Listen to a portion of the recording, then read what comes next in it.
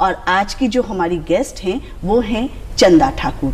विगत 12 वर्षों से स्वतंत्र कार्यकर्ता के रूप में, सामाजिक कार्यकर्ता के रूप में चंदा जी काम कर रही हैं। कई सामाजिक संस्थाओं के साथ जुड़कर कन्या शिशु से संबंधित विभिन्न जो मुद्दे हैं उसके लिए काम कर रही हैं। लैंगिक भेदभाव का भी इन्होंने काफी सामना किया है और उसके खिलाफ इन्होंने आवाज भी उठाई है।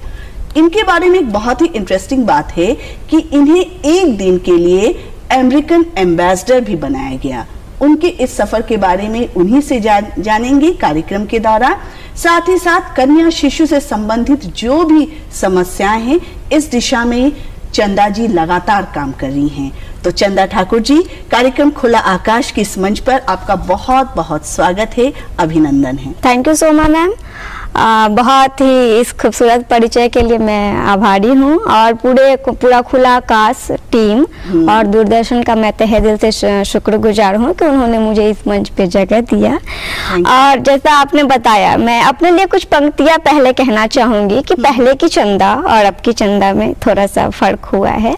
कि पहले की चंदा जो थी वो दिल में लिए अरमान हजारों, वो सपने देखा करती थी, टूटते थे जब सपने मेरे, मैं छुप छुप रोया करती थी। खुली आंखों से रंगीन नजारे मैं टुक टुक देखा करती थी और टूटते थे जब सपने मेरे, मैं छुप छुप रोया करती थी। और आज की जो चंदा है वो लड़ती है, झगड़ती है, अस्तित्व की तलाश में हजारों दफा ही मरती है और फिर जिंदा होती है एक नई जोश बुलंद हौसले के साथ। और जैसा मैं आपने बताया सुमा मैम, कन्या शिशु बहुत ही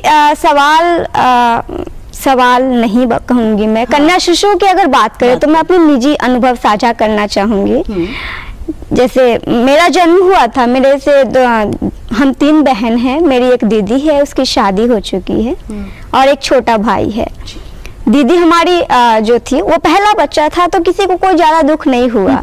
मेरे जन्म के समय की मैं बात करूँ तो 17 सितंबर 1997 की बात है। विश्वकर्मा पूजा का पूरा माहौल था हमारे यहाँ पे और सब इसी इंतजार में बैठे थे कि कोई कमरे से आए और कहे बधाई हो, लड़का हुआ है, बधाई हो, लड़का हुआ है। यहाँ तक कि तो मासी ने ये तक मान लिया कि भगवान, क्योंकि विश्वकर्मा पूजा का दिन था, भगवान अगर लड़का हुआ तो तुम्हारे ही नाम पे विश्वकर्मा नाम रख दूंगी। लेकिन हुआ क्या कि खुदा को मंजूर ना था और लीजिए मैं हो गई। खैर, लाडली हूँ मौसी नानी सबकी मैं।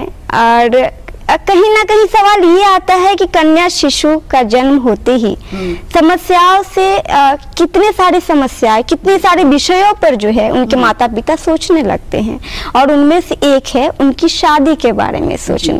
बच्चा हमारे हाथ में, बच्चे हमारे गोद में नहीं आए कि हम उसके शादी के बारे में सोचने लगते हैं अब कैसे होगा, है ना।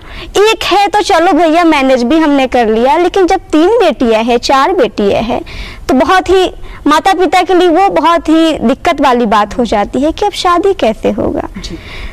तो सवाल ये आता है कि हमने जो हमारा समाज गढ़ा है उसकी तोहमत भी तो सोमा मैम हमें ही झेलनी पड़ेगी। तो ये सारी चीजें जो है जन्म लेते ही शुरू हो जाती है। लेकिन सचमुच आपने जो अपने बारे में इन खूबसूरत पंक्तियों से अपना परिचय दिया, और भले ही विश्वकर्मा पूजा के दिन आपका जन्म हुआ और आपके घर वालों को अफसोस हुआ कि बेटी हो गई बेटा नहीं, लेकिन आप किसी बेटे से कम नहीं हैं, क्योंकि इनका काम और इनका समाज के प्रति, लड़कियों के प्रति जो इनका नजरिया है, और देखने में ये बहुत छोटी लग रही हैं लेकिन इनके काम जो है बहुत बड़े बड़े हैं। बातचीत के दौरान और इनसे परिचय से आपको पता चल ही गया होगा दर्शकों। वैसे चंदा जी का मानना है कि जिंदगी की तपिश चाहे कितनी भी हो, कभी हताश ना होना। धूप चाहे कितनी भी तेज हो, समंदर सूखा नहीं करते हैं, और यही मानना है चंदा जी का। और चैलेंज रहता था कि लड़की है ना, 4 किलोमीटर भी आप जा रहे थे, आपका भाई बॉडीगार्ड वगैरह साथ में होता है, तो ये चीज है। और बहुत दिक्कत होता है। मेरी माँ का सपोर्ट, जैसे आपने कहा, उसका सपोर्ट हर एक कदम पे रहा है। जैसे मुझसे सवाल होता था, उन सवालों का जवाब दे करके कुछ भी कोई कहता था तो मेरे से पहले वो सुनती थी। मुझे कुछ भी चाहिए होता था मैं उसको कहती थी, कहीं जाने से लेकर के सबके अगेंस्ट जा कर के उसने मेरा सपोर्ट किया है। और मैं अभी वो देख भी रही होगी मुझे, और मैं बहुत ही मैं सामने से नहीं बोल पाती हूँ, लेकिन मैं यहाँ पे बहुत शुक्रगुजार हूँ मेरी मैया का, जिसने हर कदम पे सपोर्ट किया है। क्योंकि उसने देखा कि मैंने जो झेला ना, मेरी बच्चियाँ नहीं झेले। और यही चीजें जब अगर माँ समझने लगे ना, तो लड़कियों के साथ जो भेदभाव का जो मुद्दा है ना समा मैम, वो कहीं ना कहीं धीरे धीरे खुद ब खुद छू मंतर हो जाना है। अगर महिलाएं, क्योंकि पुरुष की तो बात छोड़िए, लेकिन जो महिलाएं महिलाओं के प्रति जो हिंसा कर रही है, उन चीजों को अगर हम गौर करें तो पुरुषों के कंपैरिजन में जो है वो ज्यादा निकल के आ रहा है कि महिलाओं के द्वारा ही महिलाओं पे ज्यादा हिंसा किया जा रहा है, चाहे वो आप किसी भी एलिमेंट को लेकर के बात कर ले।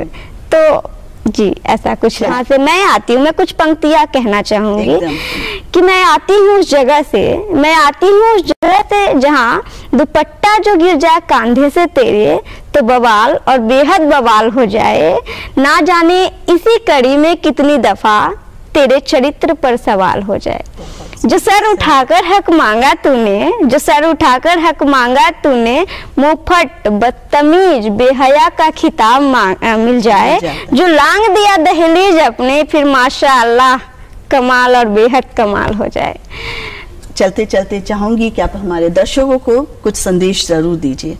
जी मैं चाहूंगी, मेरा संदेश महिलाओं से, उनकी माओ से है, लड़कियों की माओ से है कि आप समझने की कोशिश करें अपनी बेटियों को। और मैं लड़कियों के लिए कहना चाहूंगी, अस्तित्व की तलाश में उठा ले बाजार तू, एक बार कर दे वार तू, एक बार कर दे वार तू। बहुत सुंदर, एक बार कर ले वार तू। जरूरत है खुद को पहचानने की और जो भी आपके साथ हो रहा है उसके खिलाफ आवाज उठाने की।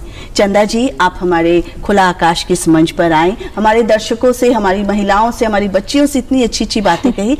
तो आप इसी तरह हमारा कार्यक्रम देखते रहिए। उम्मीद है आपको हमारा आज का ये अंक अच्छा लगा होगा।